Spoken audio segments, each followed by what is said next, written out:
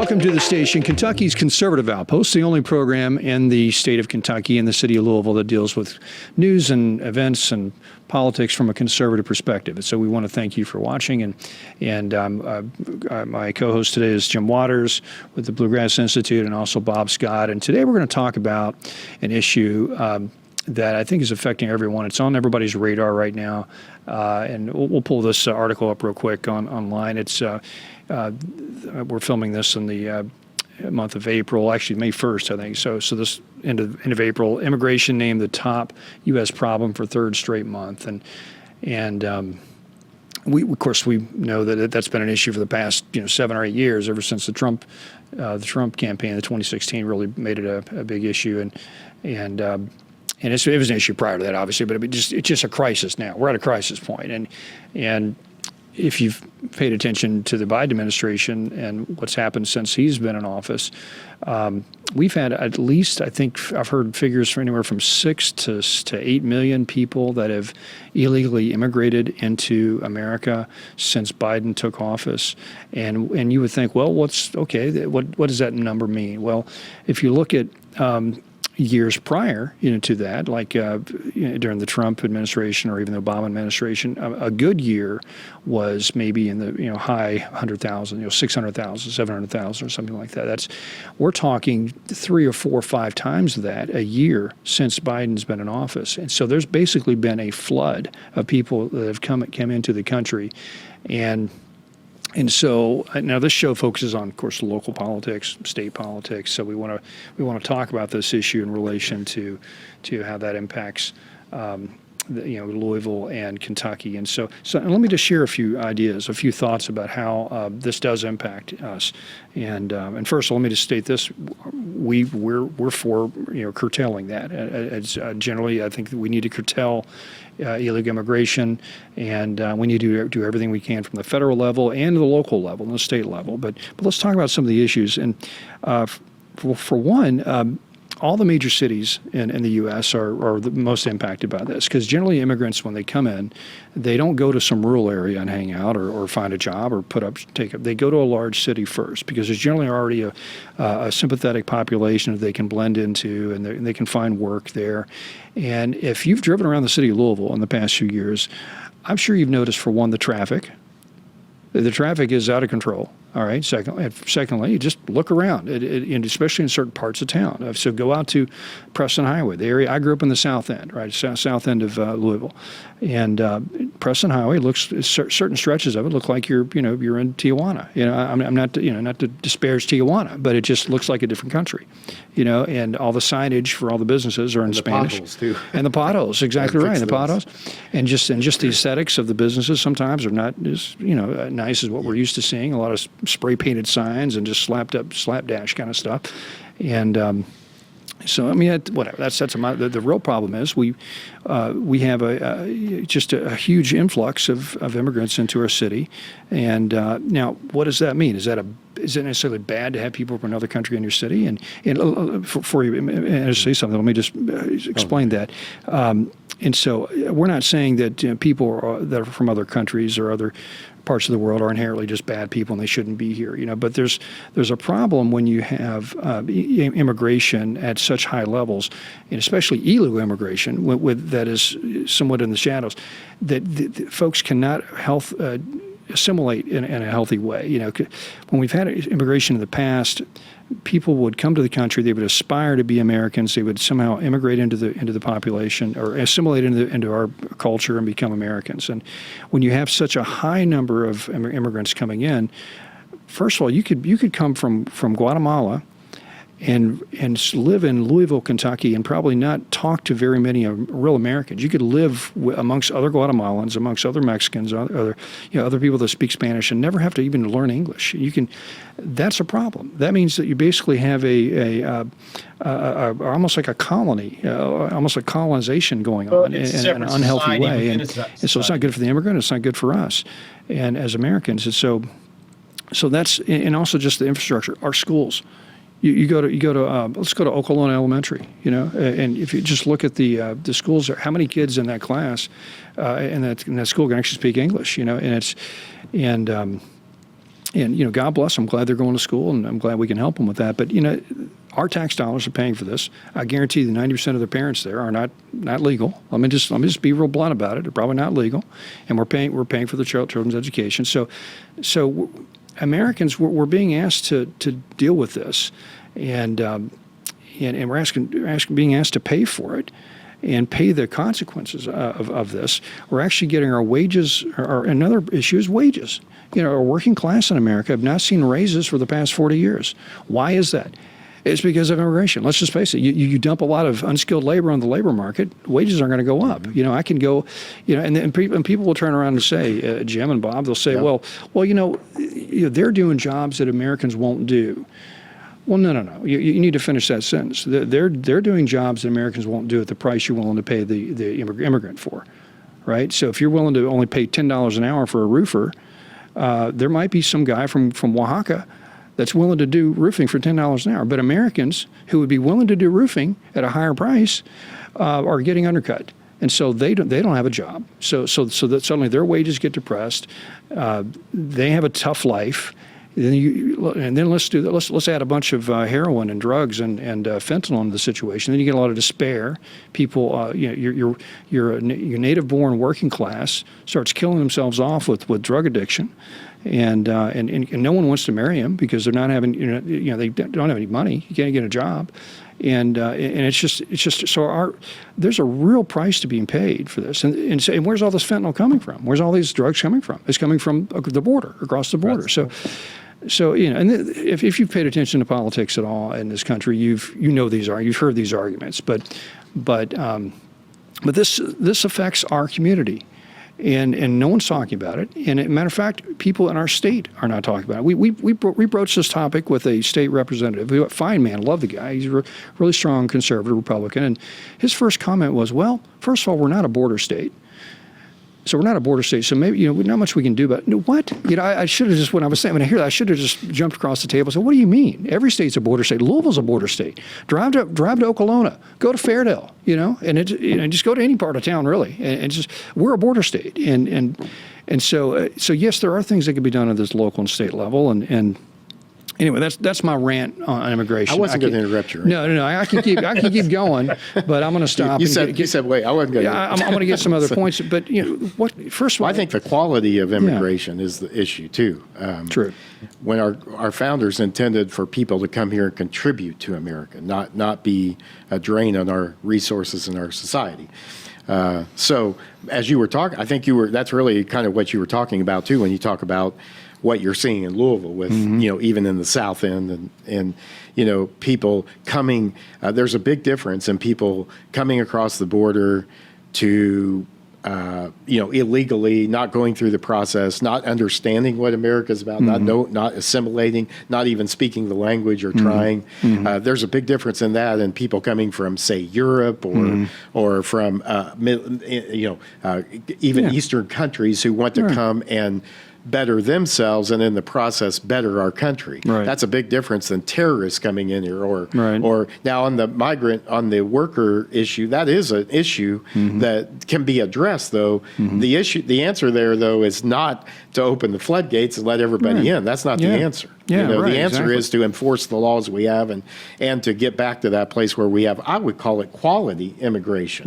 Quality immigration approach. Yeah. And actually I would almost challenge you on this one aspect of it. I think we've had such a high rate of immigration over the past, really since the 1960s. We've had, because I think it was Kennedy helped pass Ted Kennedy helped pass this the new immigration law that basically opened up immigration to the rest of the world. We're used to just preference European immigration, and then they set new quota limits of maybe like 1 or 2%. Prior to that, now it's up to 5 or 10% a year or something we can take in, and so we've had such high levels of immigration over the past 50 years, and then you take into consideration the high levels of illegal immigration over the past decade and the past 2 or 3 years. I honestly feel we should have just a moratorium on all immigration for about 5 years, just to stop and digest this. Well, maybe because I mean, and that's just much of the illegal immigration, especially though, I think is it's not like we don't know where that's coming from. That's true. Right? That's true. We know that's coming from the South, right? That's right. Well.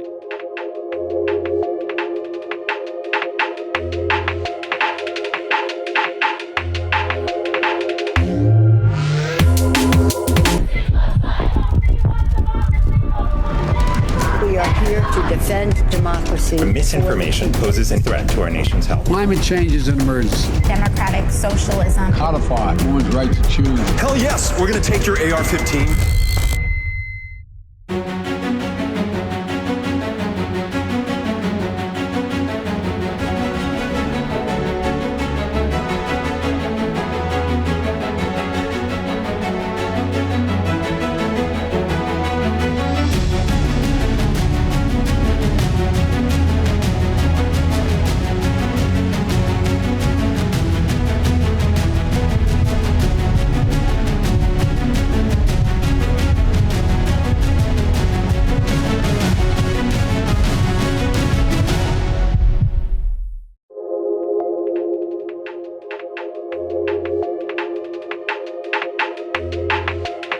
Well, much of the illegal immigration, though, Especially I think, illegal, it's not like we don't know where that's coming from. That's true. Right? That's true. We know that's coming from the south, right? That's right. Well, and also, but from the rest of the world, you go to the border now, you're getting a lot of people from Syria. You're getting a lot of people from Africa that are coming in and taking advantage of those. So it's not just Latin American immigration. Matter of fact, Mexican immigration has actually slowed down quite a bit over the past decade. It's mostly Central American immigration.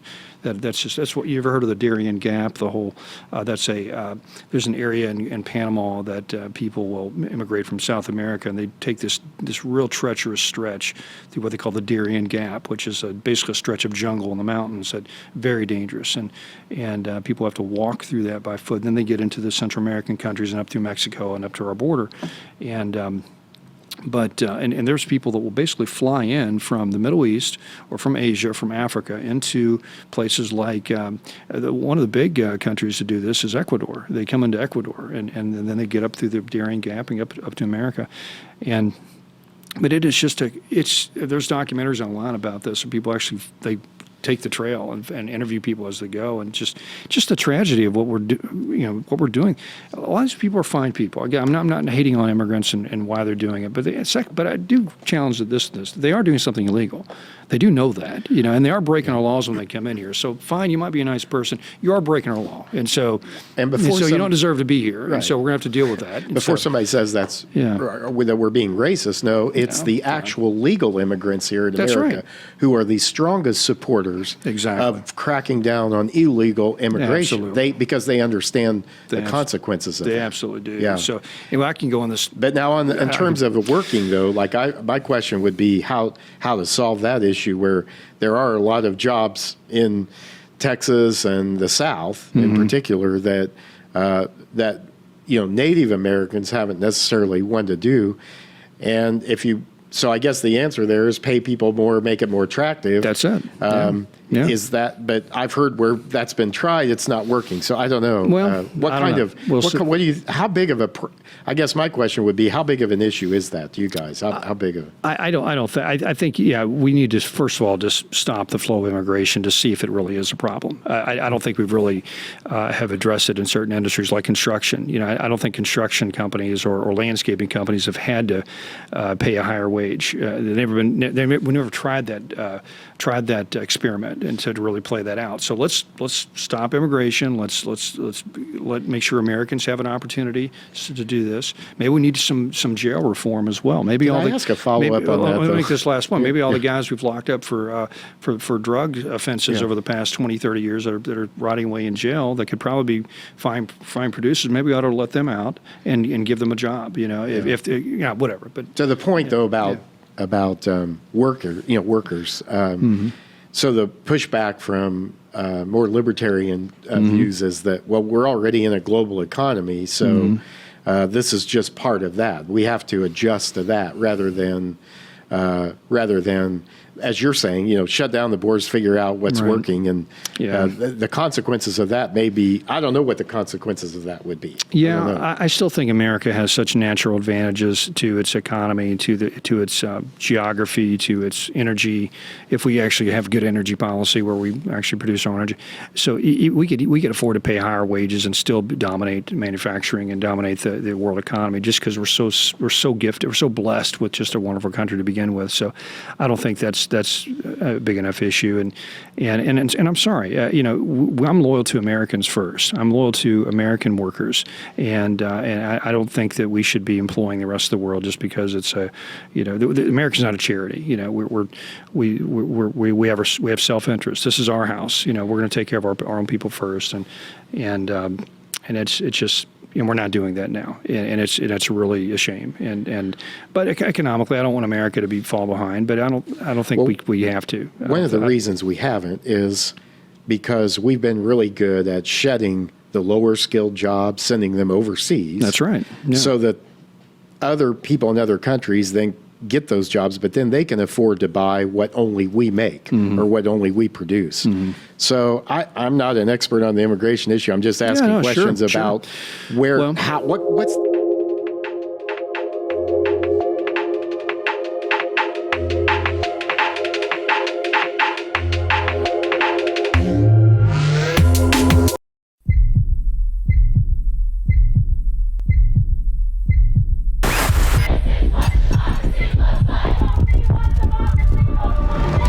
We are here to defend democracy. Misinformation poses a threat to our nation's health. Climate change is an emergency. Democratic socialism. Codify women's right to choose. Hell yes, we're going to take your AR-15.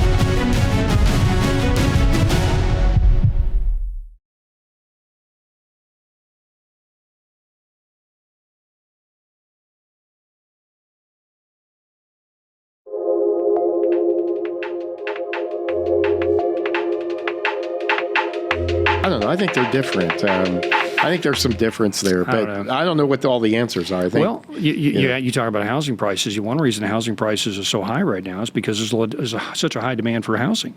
And why is that? Because we've had 6 million people just dumped on the country in the past 4 or 5 years. They got to put them somewhere. So what happens is they go into the poorer parts of town. They buy up all the poor houses or the lower income or the low cost housing. I guess is what I'm saying.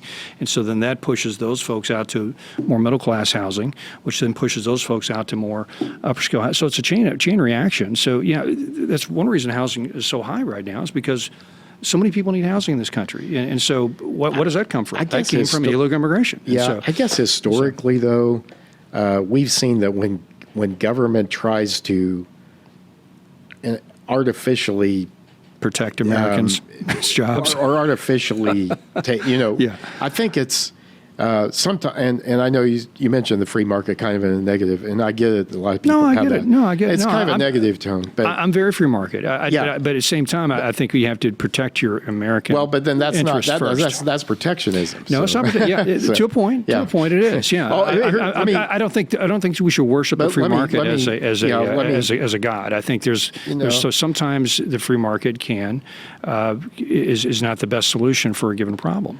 But let me just finish in terms of so you're not. I'm not misunderstood here, but historically, when we've seen government try to fix these types of problems internally in terms of how we do that. I'm not saying I'm not saying nothing should be done. I'm saying how we do that needs to be really considered. All of that needs to be considered. I think, but I think we all should agree that anything illegal should not be tolerated. It should be, that's why we're a nation of laws, right? And if we enforce the laws we have now and we get government out of the way of business, out of the way of, get heavy hand of regulation like we've seen with Biden and the higher taxes. He's talking about raising taxes on people, essentially be business owners. Then I think the market knows how to how to address those issues. It does. It does. So I do. But at the end of the day, I'll make this last point. I want to beat a dead horse, but I don't think the market is the ultimate answer, or even the goal should not be just a raging, wonderful economy. Sometimes there's things more important than just having a wonderful, raging economy. Because, for example, I want to live in a neighborhood in a community, in a city where I kind of relate to people around me that are also have similar values, that kind of share a certain worldview, that America's a great country, that we, there's people that, people watching this, this. You live in a neighborhood right now where more than half the people in your country were not born here, or more than half the people in your neighborhood were not born here. Now, they might be fine people, but it is a bit just different. It's like, this is not the country this is not the neighborhood it used to be. What is going on? I just don't feel like I'm in my own country anymore. And so that's a problem of just too high levels of immigration. And what happens is there's a term called social capital. That's the value that we put on the connections and social relations that a community has with one another. And so, and you can have areas with very high social capital, countries with very high social capital. Go to a very, very homogenous country like Japan, for example. Japan, no crime. Everybody's you walk around, everything's perfectly clean and spotless. And there's a high level of trust because they have very high levels of social capital. Now, they have very low immigration, and they're starting to allow immigration. There's a lot of problems with that because of that. But now you go to a country like America, now, which we basically spend our social capital on high levels of immigration. We don't trust one another. We don't get along. What happens? And basically, Louisvillians that have been here forever are going, I think I need to leave Louisville and go to Taylorsville. I think I need to go buy a house in Mount Washington. Well, that's good for Taylorsville. It's good for Taylorsville, but it's also Louisville is kind of just like this. I don't relate to my city anymore. Why are they moving out there? Because they're having to go because they feel like they don't relate to their own community anymore. Okay, I'll take issue with making exclusive a raging economy a great economy versus the social capital issue. I think they are connected, and I think when people have economic opportunity, that does a lot to. I'm not saying it's perfect, but Milton Friedman talked about the magic hand. At what cost? Yeah, but that's the question. But then, at what cost do we do? At what cost do we try to fix that? And what's the right? And I guess my bigger question is, you're talking about people who are here already, and I get it, and I understand, but I think there hasn't been enough, from my observation, there hasn't been enough talk about policy dealing with people who are here already, who have already come here. Are we going to deport 11, 12, 13, whatever it is, how many ever million illegal immigrants we have? Maybe we should. Maybe that's the answer. I think we should.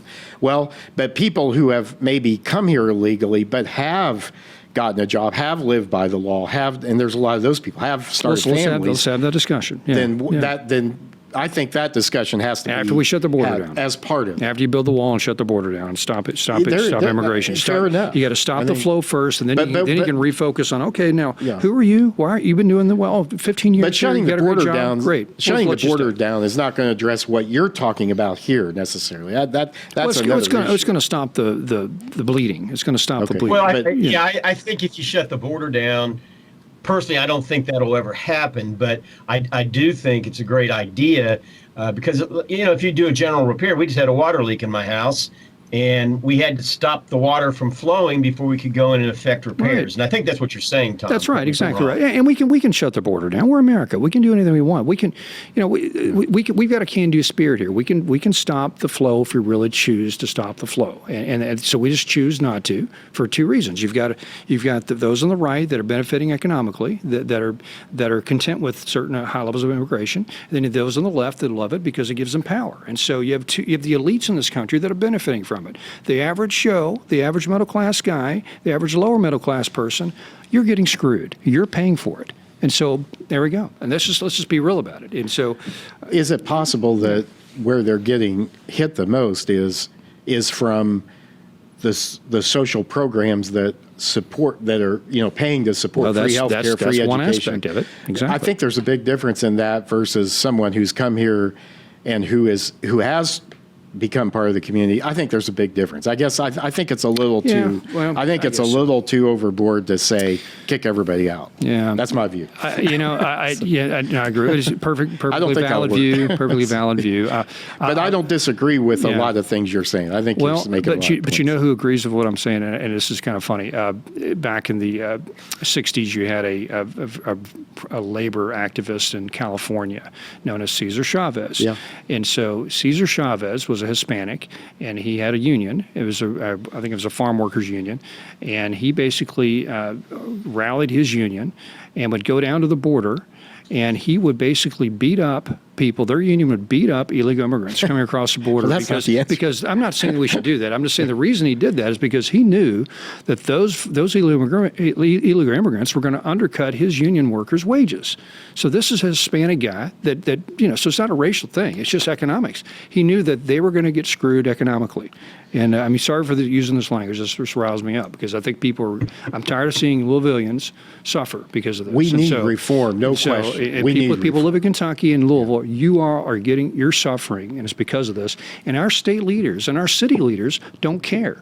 They don't. And so somebody needs to hold their feet to the fire. And I'm going to do it. I've got a little TV show here. We're going to talk about it. And Jim's going to he'll pull me back if I'm going too far. Well, let me pull back and just say we need reform in our immigration. We need to reform it. Okay. We need to do it in the right way, though, that benefits America rather than harms us. I agree. I totally agree with you, 100%. Yeah, it should benefit Americans. Yeah. Exactly right. All right, I love it. Okay, And that's benefit show our today. country. And our country. Yeah. And our country. Yeah, which would benefit the rest of the world. Stronger Americans, that's good for the right. world.